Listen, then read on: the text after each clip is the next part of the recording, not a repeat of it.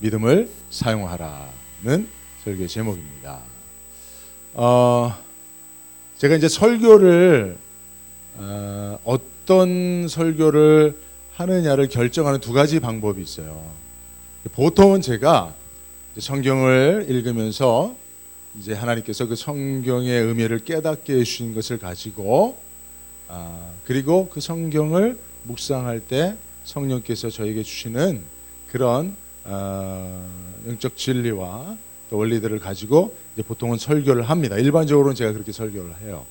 이제 성경으로부터 설교할 주제가 나오는 것이죠. 근데 종종 하나님께서 기도할 때에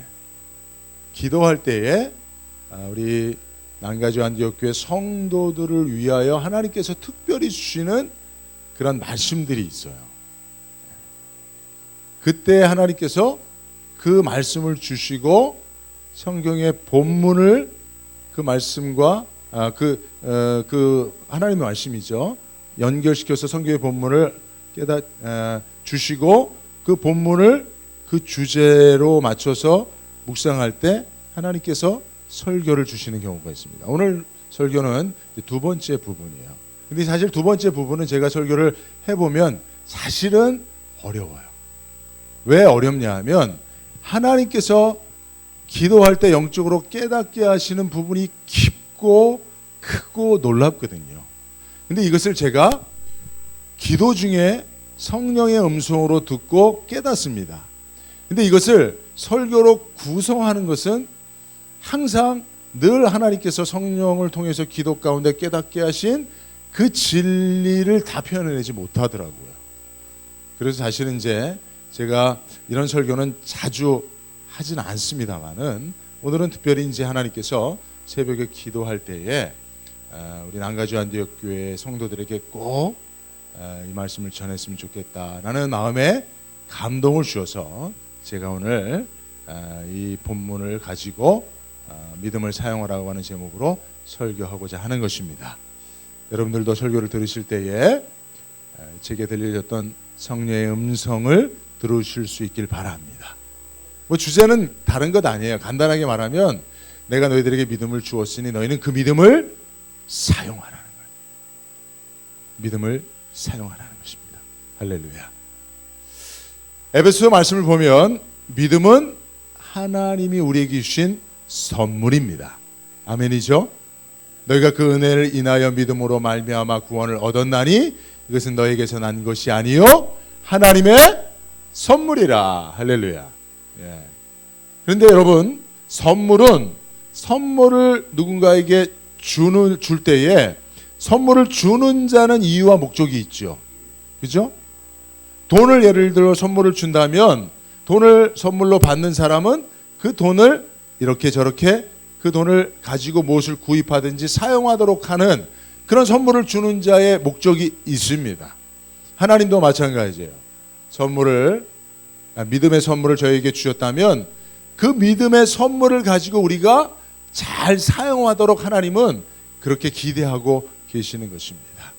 그러므로 여러분, 우리는 하나님이 주신 믿음의 선물을 잘 사용하여서 죄사함 받고 구원 받으실 수 있길 바랍니다. 그 믿음을 잘 간직하셔서 천국 갈 때에 그 믿음을 사용함으로 천국 백성 될 수 있기를 바랍니다.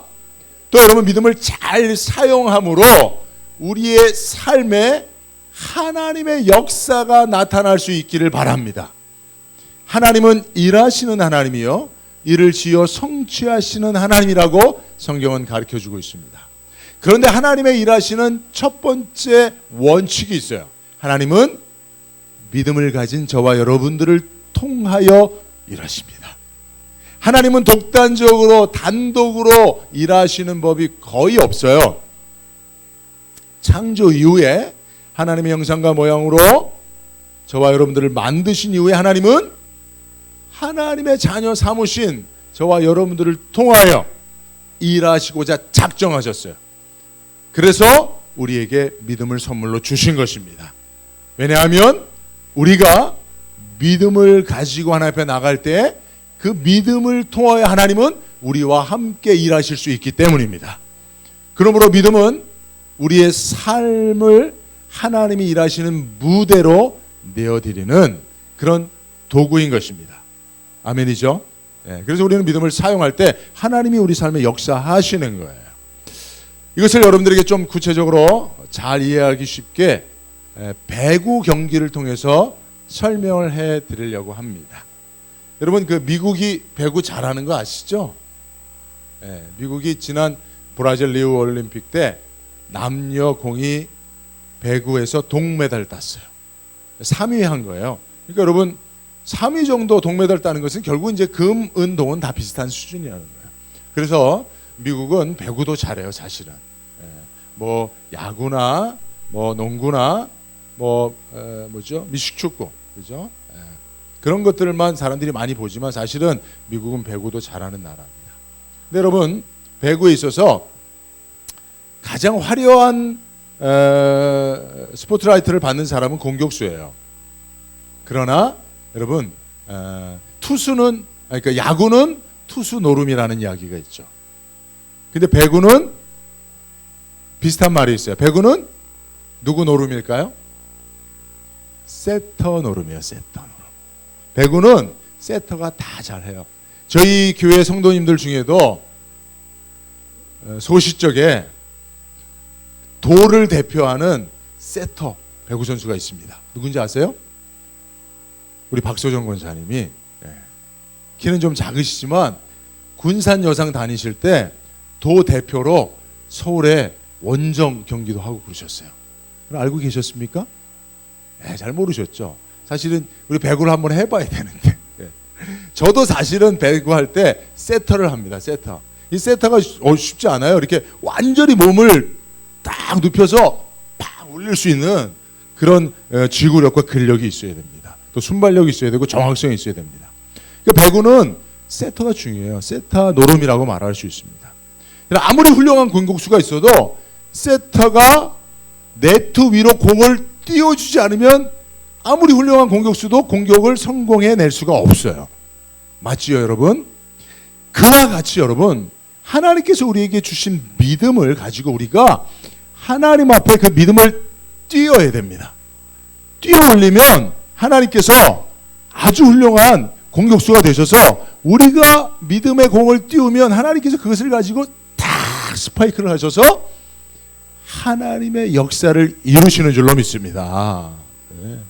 그러니까 여러분, 우리가 믿음의 공을 띄우는 일이 필요한 거예요. 믿음이 부족해도 괜찮습니다. 잘 못 띄워도 괜찮아요. 여러분, 우리나라에 세계적인 배구 선수가 있어요. 옛날에는 강만수라고 하는 남자분이 있었지만 그 이후로 사실은 세계적인 배구 선수는 여자에서 나왔습니다. 누구죠? 김연경 선수예요. 그러니까 세계적인 공격수는 세타가 좀 잘 못 뛰어도 성공적으로 스파이크를 해낸단 말이에요. 하나님께서 우주 최강의 공격수임을 믿으시기 바랍니다. 그러니까 여러분, 우리가 공을 잘 못 뛰어도 괜찮아요. 좀 어설프게 뛰어도 괜찮아요. 하나님은 그 믿음의 공을 받으셔서 반드시 하나님의 역사를 이루신다는 거예요. 그러나 여러분, 하나님도 아무것도 하실 수 없을 때는, 우리가 공을 네트 위로 띄우지 않을 때는 하나님이 아무리 훌륭한 공격수라도 이거 공격을 성공해낼 수가 없다는 거예요. 마찬가지로 여러분, 하나님이 우리에게 주신 믿음을 사용해야 합니다. 최소한 네트 위로 우리 인생의 무대 가운데 그 공을 띄워올 수 있어야 돼요. 그래야 하나님이 그걸 믿음의 공을 받으셔서 하나님의 역사를 이루신다는 거죠. 오늘 본문의 말씀은 사실은 성경의 좀 난해 구절 가운데 하나예요. 오늘 본문은 한 3가지 정도의 아주 답을 하기 어려운 질문이 있어요. 왜 예수님은 두로 지경까지 가셨느냐 말이죠. 예수님은 사실은 이스라엘 땅 안에서 주로 역사하셨고, 특별히 갈릴리 지방에서 사역의 주 무대를 삼고 일하셨어요.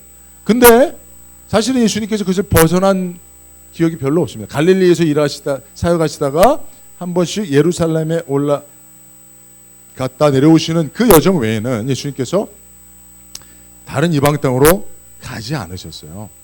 근데 예수님께서 특별히 오늘 본문에 보니까 두로 지경으로 갑니다. 이방의 땅으로 가는 거예요. 두로 지방에는 두로 왕이 해상 교육을 통해서 엄청나게 경제적으로 발전한 그런 나라였어요. 그래서 경제적으로는 이스라엘을 지배하고 있었던 것으로 볼 수가 있습니다. 그죠? 그래서 두로 왕은 그런 부유함을 가지고 내가 신이다 이렇게 자처하는 그런 상황 가운데 있었습니다. 그런 이방 땅에 예수님께서 굳이 가셨단 말이에요. 왜 가셨을까요? 두 번째 질문은 뭐냐면 두로 지경까지 가셨는데 오늘 본문에 보니까 아무도 모르게 은밀히 그렇게 행하시려고 했다라고 성경이 이야기하고 있어요. 그리고 오늘 본문에 등장하는 그런 수로보니게 여인의 그 간절한 요청을 주님께서 차갑게 거절하시는 듯한 모습을 또 오늘 본문은 우리에게 얘기해 주고 있어요. 이와 같이 오늘 본문은 몇 가지 우리가 깊이 묵상하지 않으면 또 깊이 묵상한다 할지라도 그 대답을 쉽게 찾을 수 없는 그런 난해 구절을 포함하고 있는 말씀입니다. 그렇다고 한다면 오늘 본문에서 이 질문들에 대한 답을 우리는 어떻게 찾을 수가 있겠느냐라고 하는 것을 생각해 볼 수 있는데 여러분 이 수로보니게 여인에 대한 이 본문의 말씀 많이 읽어보셨죠? 설교도 많이 들으셨죠? 그죠? 그런데 여러분 사실은 저 질문에 대해서 여러분들 우리가 똑부러지게 대답을 가지고 있지는 못합니다. 그런데 오늘 여러분들 설교를 잘 들어보시면 아마 조금 그 의미를 알 수 있는 그런 한 걸음 더 진일보된 그런 믿음의 발걸음을 가질 수 있으리라고 생각하는데요. 자, 이 본문의 말씀, 이 사건에 있어서 그 모든 질문의 답을 찾아가는 데 있어서 가장 중요한 것은 결국은 거기서 만난 수로보니게 여인, 그죠?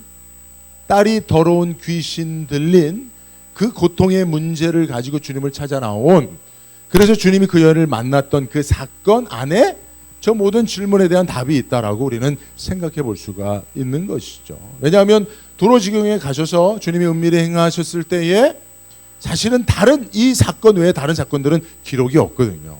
그러니까 물론 다른 의도들이 있을 수 있습니다. 다른 목적이 있을 수도 있습니다만은 그러나 우리가 성경을 통해서 알 수 있는 것은 이 사건 하나이기 때문에 이 사건 하나를 가지고 예수님의 의도와 목적을 이해하는 것이 옳다라고 볼 수가 있습니다. 결국은 예수님은 이 여인을 만나시기 위해서 두로 지경에 가신 것이죠. 그죠?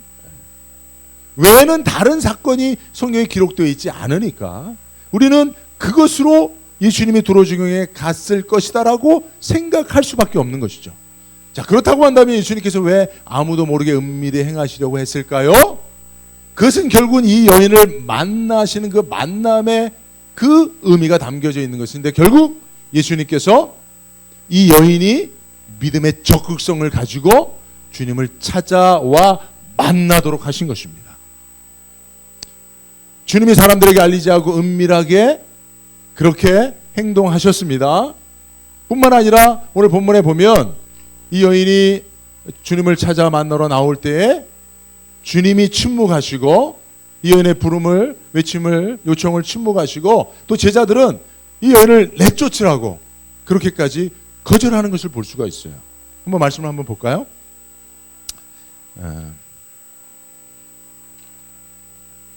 마태복음 15장 23절인데요.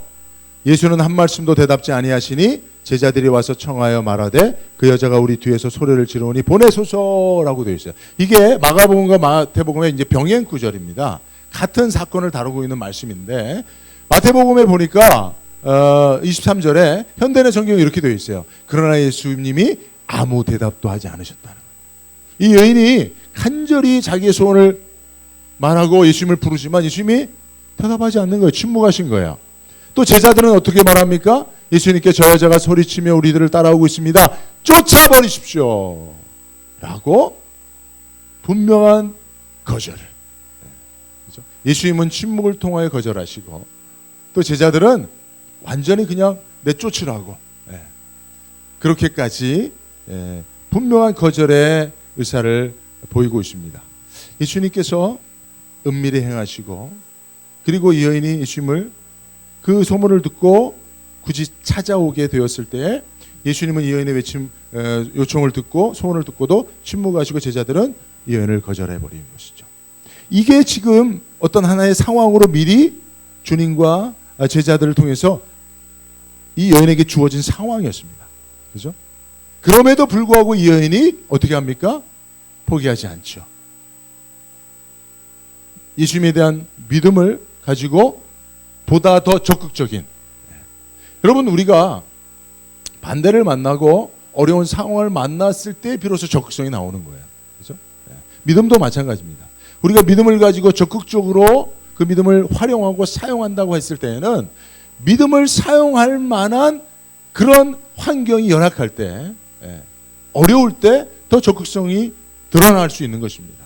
그러므로 여러분 예수님께서 두로지경에 가시고 또 은밀히 행동하셨던 이 환경은 이 여인의 믿음의 적극성을 드러내기 위한 그런 예수님께서 그 환경을 미리 조성하신 것이다라고 그렇게 우리는 이해할 수가 있는 것이죠. 즉 우리에게 있어서 결국은 우리의 믿음을 활용할 만한, 믿음을 주장하고 믿음을 통하여 하나님의 역사를 일으킬 만한 그런 환경적 여건이 열악할 때에도 우리는 거기에 굴하지 말고 더 적극적으로 믿음을 활용해야 된다. 믿음을 사용해야 된다는 겁니다. 할렐루야. 그죠? 그것이 오늘 본문이 우리에게 가르쳐주는 매우 중요한 교훈 가운데 하나라고 말할 수 있습니다. 이렇게 이 여인이 예수님께서 침묵하시고 또 제자들이 거절했음에도 불구하고 여인이 포기하지 않고 더 믿음의 적극성을 가지고 나아가는 것을 볼 수가 있습니다. 뿐만 아니라 여러분 27절을 보세요. 오늘 27절에 예수님께서 뭐라고 말씀하십니까? 예수께서 이르시되 자녀로 먼저 배불리 먹게 할지니 자녀의 떡을 취하여 개들에게 던짐이 마땅치 아니하니라. 이게 누구의 말씀이에요? 누구의 말씀이라고요? 예수님의 말씀이라니까요. 여러분 예수님이 정말 절박한 사정을 가지고 애끓는 사연을 가지고 주님을 찾아온 여인에게 너는 개다라고 말씀하셔요. 여러분 이게 주님의 말씀이라고 상상하기가 어려워요. 그죠? 그죠? 그래요 안 그래요? 오늘 우리 반응이 오늘 조금 좀 무뎌진 거예요. 더위에 많이들 피곤하고 지치셨어요. 오늘 분위기가 더 상당히 좀 깔아앉아 계시는데 어떻게든 이 분위기를 좀 띄워야 되는데 그죠? 말씀은 이렇게 좀 여러분들 적극성을 가지고 말씀을 막 들으려고 해야 되거든요. 자 어쨌든 주님이 이렇게 말씀하셨을 리가 우리가 사실은 쉽게 상상이 안 돼요. 아니 그냥 뭐 교만하고 뭐 그냥 뭐 그런 사람도 아니잖아요, 그죠? 자녀의 문제 때문에 정말 고통하고 신음하는 어머니가 예수님을 찾아 나와서 간절한 소원을 외치는데, 야, 너는 개야. 내가 개 같은 너에게 내가 무엇을 줄 수 있냐? 뭐 이렇게 이야기를 하는 거예요. 주님이 어떻게 이렇게 얘기하실 수 있었겠습니까? 물론 이제 주님의 이 말씀은 그냥 그 우리가 이해하는 것 그대로 이해해서는 안 되는 거예요. 그죠? 주님의 이 말씀은 뭐냐면 이방 여인이었던 이 여인이 유대인들을 찾아 나오는 것의 의미를 얘기해 주신 거예요. 하나님의 백성이라고 선민의식이 있었던 이스라엘 백성들은 이방인들을 개로 여겼거든요. 부정한 사람들로 여겼어요. 더러운 사람들로 여겼어요. 그래서 그들과 상종하지 않는 것이 그들의 신앙의 순성을 유지하는 것이라고 이스라엘 백성들이 그렇게 믿고 있었기 때문에 이방인들만 보면 개라고 그랬다고. 아이 저런 개 같은 거. 이렇게 생각을 했었어요. 존재의 비하가 있었다는 것이죠. 너희는 우리와 다른 존재야. 너희는 우리보다 훨씬 열등한 존재. 이런 인식이 있었어요. 이방인들도 그런 사실을 알고 있었겠죠. 그래서 사실 유대인들은 이방인들을 개로 불렀지만 이방인들은 유대인들을 뭐라고 불렀는지 아세요? 이 돼지 새끼들아 그렇게 불렀어요. 그렇잖아요, 여러분들. 누가 여러분들 이 개 뭐 욕을 할 수는 없죠, 그죠? 개 뭐뭐라고 부르면 여러분들 가만히 있습니까? 누가 지나가는데 이런 개, 이 son of bitch 뭐 이렇게 얘기하면 여러분들이 할렐루야 그러고 갑니까? 아니죠. 이런 너는 돼지 새끼야 임마.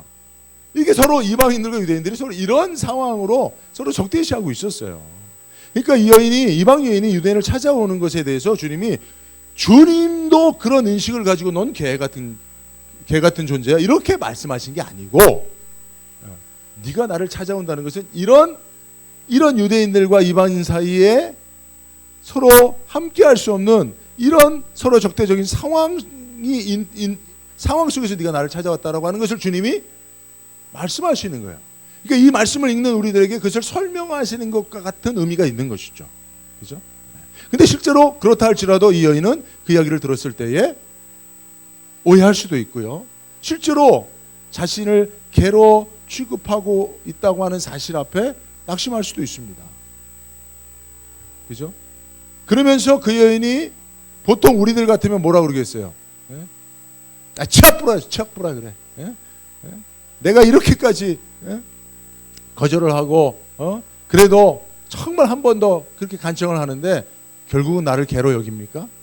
알겠어 하고 그렇게 뭐 앞에서는 얘기 안 해주지만 속으로 저것들은 하여튼 돼지 새끼들이야 그러고 갈 수도 있는 거예요. 자, 그렇게 됐다면 여러분, 이 여인이 그런 반응을 보였다면 예수님과 예수님의 제자들은 한 여인의 간절한 소원을 무시해버리고 거절해버린 무정한 존재가 되는 거예요.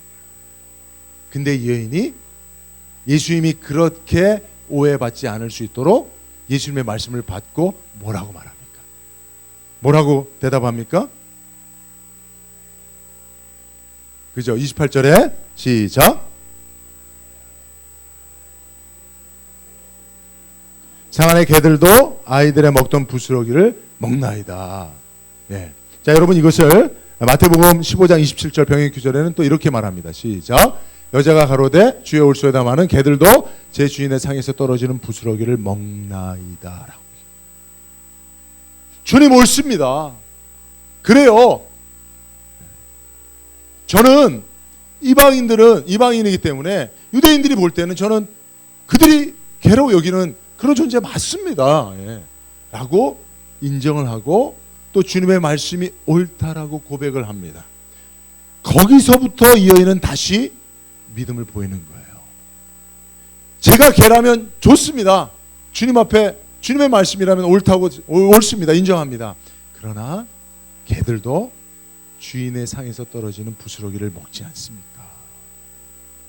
라고 말하는 거예요. 그러니까 여러분 이 여인의 이 고백 속에는 이방인은 내가 유대인들 앞에 개라고 말하는 게 아니에요. 이 여인은 개로 취급을 받는 이방 여인으로서 주님의 말씀 앞에 주님, 제가 이방 여인으로서 유대인들에게 개 취급을 받고 있습니다. 예, 좋습니다. 억울합니다. 주님, 저는 개는 아닙니다. 그러나 내가 이방인으로서 개 취급을 받는다면 나는 주님의 개가 되겠다. 유대인들의 개가 아니라 주님의 개가 되겠다. 그러면서 거기서 주님의 개라면 주인의 상에서 떨어지는 부스러기를 먹을 수 있으니 주님, 나는 주님의 개니 주님의 강아지니 주님의 상에서 떨어지는 부스러기를 내게도 좀 달라고 그렇게 나가는 거죠. 그죠? 여러분 이것을 우리가 우리 삶 속에 적용해 보면 여러분 우리가 살다 보면 애매히 우리 존재가 비하될 때가 있어요. 사람들이 나를 그냥 개 취급할 때가 있어요. 나도 집에 가면 우리 어머니가 나 낳고 미역국도 먹고 그죠? 나도 집에 가면 내 가족들에게 사랑받는 가족인데 밖에 나가면 인정도 안 해줘요. 어디 가면 개 취급이나 하고 아니면 어디 가면 뭐 쓸모없는 존재처럼 취급을 받을 때가 있어요. 그때 우리는 어떻게 합니까? 나를 개 취급하면 나는 속으로 이렇게 돼지 새끼들 이러고 또 상대하잖아요. 그죠? 근데 여러분 그러면 그것은 믿음의 행위가 아니라는 거예요.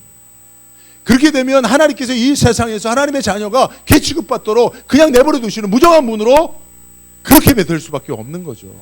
이 여인이 그 말씀, 그 상황, 그 속에서 믿음을 가지고 주님의 개가 되겠습니다라고 그것을 인정하고 나가서 믿음을 보이니까 그 다음에 역사가 가능한 거예요. 여러분 세상에서도 개 취급받더라도 여러분 그것 때문에 상대를 돼지 취급하지 마세요. 예, 좋습니다. 그러나 하나님, 내가 세상 가운데서 개는 아니지만 주님, 내가 그 세상에 주님으로부터 보냄을 받고 나로 만나게 하는 사람들이 나를 개 취급한다면 좋습니다. 나는 주님의 개가 되겠습니다. 그 상황 내가 인정하고 싶지 않지만 주님이 내게 주신 믿음의 상황이라고 내가 받아들이겠습니다. 그러니 그 상황 속에서 주님이 역사하셔달라는 거죠.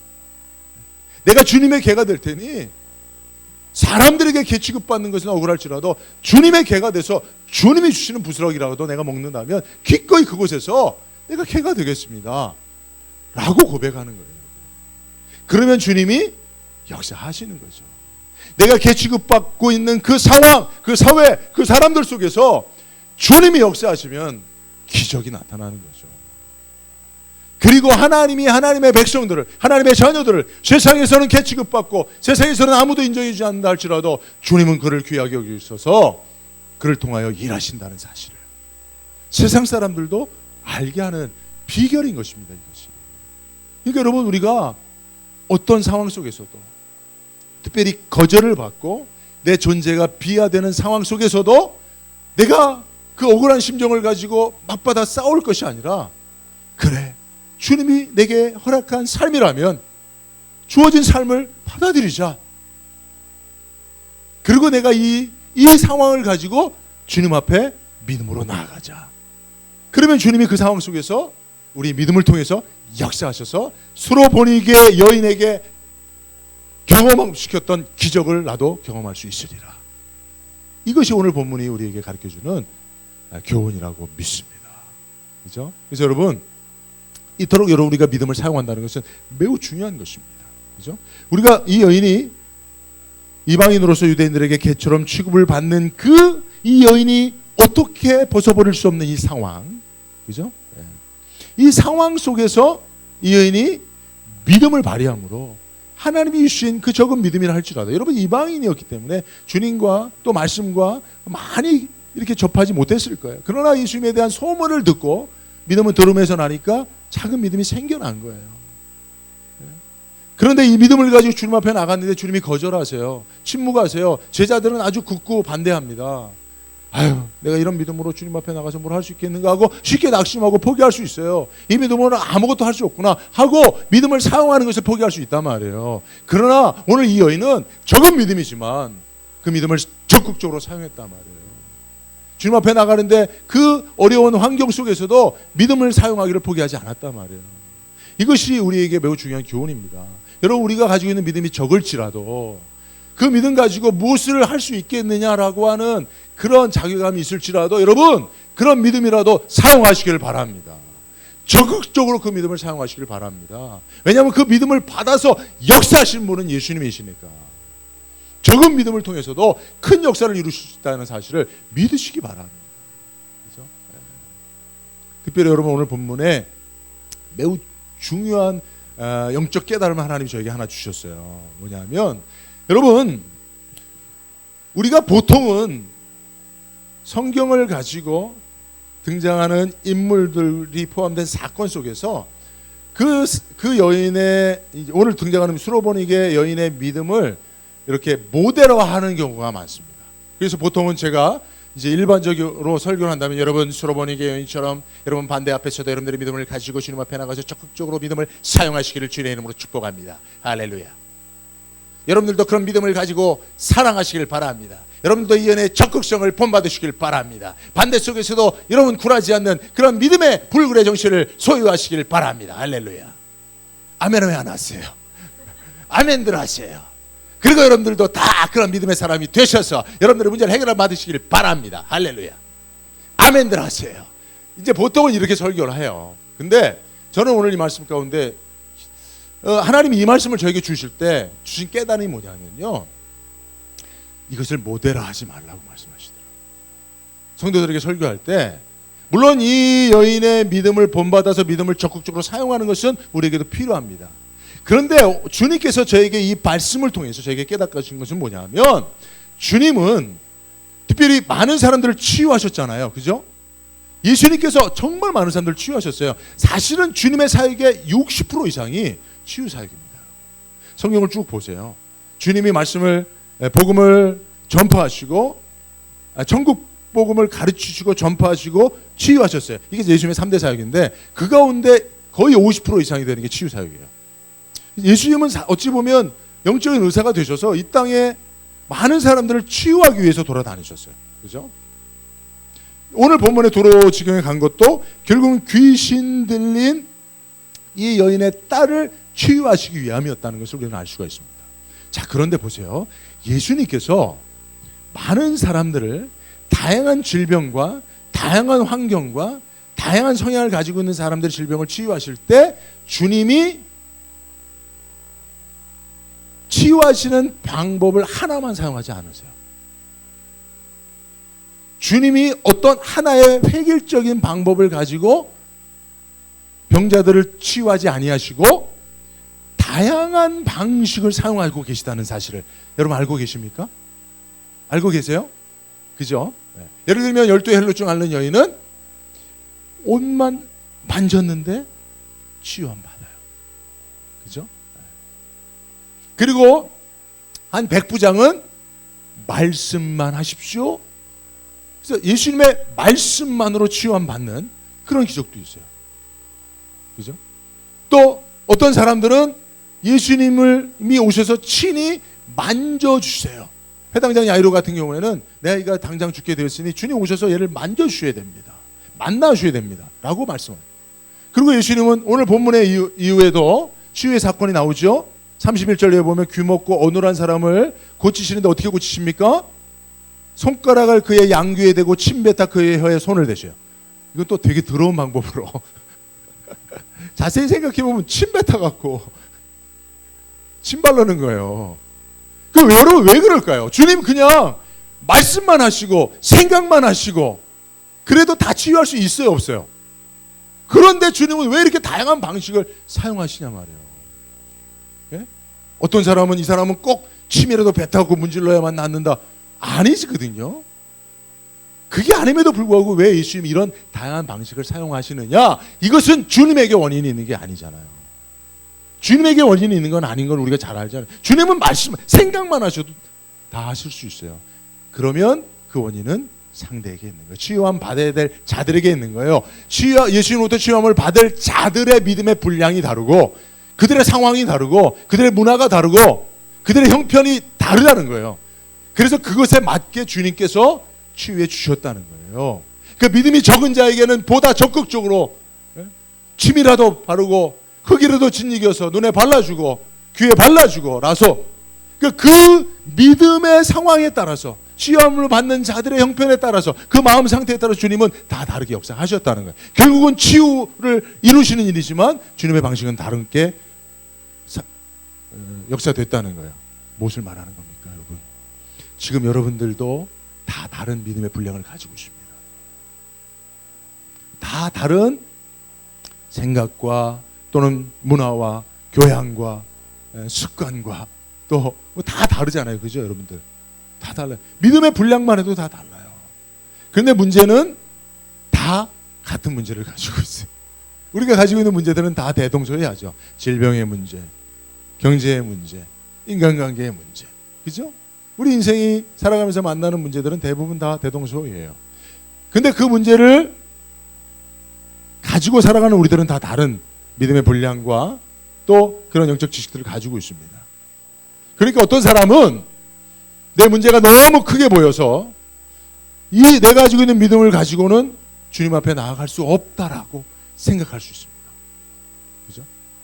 그런 자들에게 주님이 다양한 방식으로 치유를 베풀어 주심으로 결국 주님은 어떤 자들이라 할지라도 다 치유하고야만 쓴다는 그런 사실을 보여주고 있는 것입니다. 그러므로 우리는 우리의 믿음이 적다 할지라도 주님 앞에 그것을 가지고 나아가야 되는 거예요. 네? 믿음을 선물로 받은 자의 죄는 믿음을 가지고 아무것도 하지 않는 겁니다. 이게 달란트 비유의 교훈이에요. 하나님께서 달란트를 다 각자 주셨어 말이에요. 5달란트, 2달란트, 1달란트. 여러분 이게 다 다릅니다. 우리 인생에 하나님이 주신 분량들이 다 다르다는 거예요. 그러나 중요한 것은 다 다르게 가지고 있고 다른 믿음의 분량을 가지고 있고 다른 형편과 상황 가운데 있지만 그걸 가지고 하나님 주신 선물을 가지고 그것을 땅에 묻어버려서는 안 된다는 거예요. 그러면 주인은 무정한 자가 되는 거예요. 그러나 그것을 내가 비록 적은 믿음일지라도, 열악한 환경일지라도, 내 문제가 너무 내가 가지고 있는 믿음에 비하여 큰 문제라 할지라도 그것을 가지고 믿음으로 나아가서 그 믿음을 사용하여 주님과 그 믿음을 통하여 연결고리를 만들면 그때부터는 주님이 어떠한 우리의 문제라 할지라도 다 치유해 주신다는 거예요. 우리의 믿음의 상황과 형편에 맞게 주님은 치유해 주신다는 것입니다. 그것을 주님이 다양한 주님의 치유 방법을 통해서, 그죠? 주님은 그냥 말씀만, 생각만으로 다 하실 수 있는 분이지만 주님께 찾아오는 자들의 모든 사정과 형편을 따라 주님은 그것에 맞게 주님은 반드시 치유하시고 역사하신다는 사실을 보이기 위해서 다양한 방식의 치유를 성경에 기록해 놓으셨다. 할렐루야. 그러니까 여러분, 믿음 없다고 좌절하지 마세요. 내가 이런 연약함과 부족함이 있다고 주님 앞에 내가 하나님을 위해서 내가 무슨 영적인 일을 해 아니야. 여러분 그렇게 생각하지 마세요. 오늘 한 사람 한 사람 주님이 충분히 여러분들이 믿음을 가지고 나가면, 여러분들의 그 모습 그대로 나가면 다 받으시고 역사하십니다. 그 믿음을 통하여 주님께서 주님의 일을 이루십니다.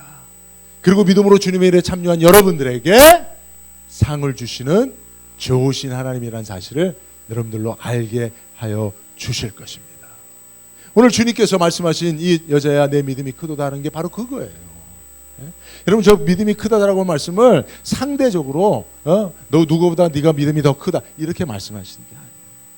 네가 그 믿음을 가지고 끝까지 포기하지 않고 나아가고 그 믿음을 주장할 수 있었으니, 믿음을 사용했으니 내 믿음이 크도다. 내 소원대로 되리라. 할렐루야. 그죠? 그러니까 여러분 우리가 가지고 있는 믿음을 사용하면 주님이 이렇게 칭찬하실 것입니다. 내 이 적은 믿음을 가지고 주님에게 믿음의 칭찬을 받을 수 없어. 주님이 내 믿음 모으고 애게 그거 믿음이냐? 난 그래 안 돼. 주님 앞에 내 믿음을 드러낼 수가 없어. 빨리 땅에 묻어놔야지. 하지 마십시오. 주님은 절대로 주님 앞에 어떠한 믿음이라도 보이는 자에게, 그 믿음을 사용하는 자에게 그 믿음이 고백밖에 안 되냐 이놈아 하지 않으냐 하십니다. 내 믿음이 크도다. 여러분 이 여인의 믿음이 클 수가 없어요. 사실은 상대적으로 본다면, 절대평가의 기준에 본다 할지라도 이 여인이 주님을 만난 경험이 있습니까? 주님의 말씀을 듣고 무슨 제자 훈련을 받았으면 아니에요. 그냥 소문으로만 들었어요. 그죠? 그런 이 여인의 믿음이 크지 않아요. 소문으로 들려진 그 이야기, 예수님에 대한 이야기 속에 하나님께서 역사하셔서 믿음을 선물을 주신 거예요. 이제 막 믿음이 겨자씨 만큼 마음속에 생겨나기 시작한 거예요. 그러나 그 믿음을 가지고 주님 앞에 나아가서 자기의 삶의 문제를 믿음으로 예수님과 연결해 버리니까, 믿음을 사용하니까 주님으로부터 칭찬을 받은 것입니다. 그러니까 여러분 오늘 이후부터는 여러분 그동안 나는 교회 나온 지 얼마 되지 않고 내가 오랫동안 신앙생활 했지만 믿음이 잘 안 자라네 하며 여러분들의 믿음을 주일날 교회 올 때 찬장에서 먼지 묻은 성경책 툭툭 털고 나오듯이 여러분들의 믿음 한 주간 예배 끝나고 가면 찬장에 넣어놨다가 믿음 없는 삶을 살다가 주일날 그래도 교회 가서 예배 드리는데 믿음 가지고 가야지, 그렇게 가지고 나오는 방식으로 살지 마시고요. 오늘 이후부터 이 시간부터 여러분 믿음을 사용하시길 바랍니다. 반드시 여러분들에게 하나님 주신 선물의 믿음이 있음을 믿습니다. 크든 작든 상관없습니다. 믿음이 오래되고 경륜이 있던 아니면 얼마 되지 않아도 상관없습니다. 그 믿음을 사용하면 일하시는 분은 주님이시니까, 치유하시는 분은 주님이시니까 반드시 우리가 상상 그 이상의 역사를 주님이 이루어 주실 줄로 믿습니다. 그 믿음은 이렇게 주님 앞에 사용하도록 하나님이 주신 거예요. 근데 여러분 오늘 본문에서 주님이 거기서 나와 두로 지경에 갔다고 그랬어요. 그 거기는 뭡니까? 바로 예수님이 사역하셨던 갈릴리 지역에 사실은 바리새인과 서기관들이 주님 앞에 나와서 왜 당신의 제자들은 손을 씻지 않고 뭘 먹습니까? 장로들의 유전을 범하는 더러운 사람들입니다라고 책망했거든요. 주님이 그 말씀을 듣고 가슴 아프셨어요. 하나님이 주신 말씀과 믿음을 가지고 그 믿음을 사용하여 하나님을 일하시게 해야 되는데, 하나님이 말씀을 주시고 믿음을 주신 그 종교 지도자들이 그 믿음을 가지고 뭐예요? 다른 사람을 판단하고 정죄하는 거예요. 너는 왜 그렇게 믿음이 없냐? 너는 그 믿음을 가지고 왜 그따위 행동을 하느냐? 라고 판단하고 정죄합니다. 여러분, 이게 우리들의 모습 아니었어요? 하나님이 주신 믿음을 가지고 주님이 일하시게 하지는 커녕 다른 사람의 믿음을 판단하고 정죄하는 바리새인과 서기관들, 여러분들이 가지고 있는 믿음을 활용하여 지금까지 살아온 많은 부분들이 다 이런 거였다는 거예요. 교회 와서 아이고 예배 때 저렇게 예배를 드리나, 아이고 저렇게 교회 오는데 저런 모양으로 오나, 아이고 오늘도 또 늦게 오래. 믿음을 가지고 하는 일이라고 하는 것은 다른 사람의 믿음을 판단하고 정죄하는 일밖에 없었어요, 우리가. 근데 여러분, 주님은 그 얘기를 듣고 도무지 가슴이 아파서 그곳에 있지 못해서 이방 땅으로 가시는 거예요. 예, 이놈들아, 어떻게 너는 하나님 주신 믿음을 가지고 그렇게 다른 사람을 판단하고 정죄하는 일만 하냐? 한번 나에게 그 믿음을 사용하여 나로 너희들의 삶 속에 일하시게 좀 할 수 없느냐? 차라리 이방 여인, 너희들이 괴로 여기는 그 애는 이런 믿음을 가지고, 적은 믿음이지만 나에게 그 믿음을 주어 나로 역사하게 하고 있지 않느냐? 나로 치유하게 하고 있지 않느냐? 주님은 이 사건을 통해서 기존의 믿음을 가지고 그 믿음을 활용할 줄도 모르고 다른 사람을 판단하고 정죄하기에만 그 믿음을 사용했던 자들을 이렇게 일침을 가하고 있다는 사실을 기억하시기 바랍니다. 여러분, 하나님 주신 믿음은 그렇게 쓰는 게 아니에요. 주님이 일하시도록 주님의 무대로 제공하는 게 하나님 우리에게 주신 믿음의 목적이라는 사실을 믿으시기 바랍니다. 자, 시간이 좀 지났지만 자, 당장 여러분 믿음을 적용할 거예요. 오늘 여러분들 치유를 위해서 기도합시다. 여러분, 수로보니게 여인의 믿음 정도보다는 우리가 훨씬 더 큰 믿음을 가지고 있다니까요. 그죠? 그러니까 여러분, 그 믿음을 사용하기만 하면 주님이 치유하십니다. 역사하십니다. 아멘이죠? 예, 여러분, 제가 수요일 날 그 믿음 가지고 방송에서 기도할 거예요. 여러분들도 그 믿음 가지고 기도하세요. 하나님 치유하실 줄로 믿습니다. 우리 반주를 좀 잠깐 하면서 우리 잠깐 1분만, 길게 기도할 시간도 없고 1분만 기도하겠습니다. 여러분들에게 하나님 주신 믿음을 가지고 주님 앞에 이 수로보니게 여인이 나갔던 것처럼 나가십시오. 이 시간 주님, 내 질병을 치유하여 주옵소서. 주님, 내 마음의 상처를 치유하여 주옵소서. 주님, 내 문제를 해결하여 주옵소서. 나는 그것을 해결할 만한 능력도 없고 아무것도 없습니다. 그러나 하나님이 주신 선물에 믿음이 있습니다. 그 믿음을 주장합니다. 믿음을 주님 앞에 내어드립니다. 그 믿음으로 내 문제를 주님과 연결시켜드립니다. 주님, 그 믿음 무대 위에 역사하여 주옵소서. 이 시간 주여 한번 부르고 우리 한번 여러분들의 믿음을 주님 앞에 드려 기도하도록 하겠습니다. 다 같이 기도합니다. 주여, 거룩하신 하나님 감사합니다. 오늘 하나님의 말씀을 통하여서 주님은 수로보니게 이방 여인의 하나님 괴로 취급을 받는 여인이었지만, 그러나 하나님이 주신 믿음을 가지고 주님 앞에 나아가 자신의 삶에 해결할 수 없는 그 고통을 그 믿음으로 주님과 연결시켜 주님이 역사하시도록, 주님이 그 믿음을 통하여 일하시도록 주님 앞에 믿음을 보였던 이 여인의 믿음을 본받습니다. 하나님, 우리가 하나님이 주신 믿음이 있음을 믿습니다. 그 믿음이 비록 적어 아무것도 아버지 하나님 그 믿음으로 할 수 없다라고 우리가 생각하고 지금까지 살아왔지만, 오늘 이 말씀을 가지고 주님 앞에 다시 한번 나아갑니다. 다시 한번 주님 앞에 믿음을 드려 하나님, 주님이 우리 믿음을 통하여 우리 삶의 문제 가운데 역사하실 수 있도록 하나님 오늘 주님 앞에 고백합니다. 하나님, 나의 질병을 위하여 주님이 역사하시도록 내 질병을 치유하시는 주님에 대한 믿음을 고백합니다. 내 인생의 많은 문제, 하나님이여 내 힘과 능력으로는 해결할 수 없는 문제 가운데 하나님이여 주님이 역사하시도록 내가 내게 주신 믿음을 드려 주님을 내 문제 속에 연결시킵니다. 주님, 역사하여 주시옵소서. 어떤 문제, 어떤 하나님이여 큰 질병이라 할지라도, 상처라 할지라도 하나님이여 주님께서 우리가 믿음을 가지고 나가면 그 믿음을 통하여 역사하실 때 우리가 행할 수 없는 모든 일들도 역사하여 주시고 인도하여 주시고 치유하여 주실 줄로 믿습니다. 사랑하시는 하나님, 오늘도 주신 말씀을 통하여 우리 사랑하시는 남가주 안디옥 교회 성도들의 주신 믿음을 가지고 역사하시기를 원하사 오늘도 말씀하신 하나님 앞에 찬송과 영광을 돌려드립니다. 하나님이 주신 믿음을 가지고 하나님, 우리가 그 믿음을 땅에 파묻어버린 하나님 불충한 종이 되지 않게 하시고 주신 믿음을 날마다 사용하여서 주님이 내 삶 속에, 내 문제 속에, 내 질병 속에, 내 고통 속에, 내 눈물 속에 역사하실 수 있도록 믿음을 주님의 역사하시는 무대로 내어드리는 우리 남가주 안디옥 교회가 되게 하여 주옵소서. 하나님 믿음을 가지고 나가는 우리 남가주 안디옥 교회를 축복하시고 이 교회를 통해서 반드시 주님이 위대하고 놀라운 하나님의 역사를 이루실 줄로 확실히 믿사옵고 감사를 드리며 예수님의 이름으로 기도드리옵나이다. 아멘.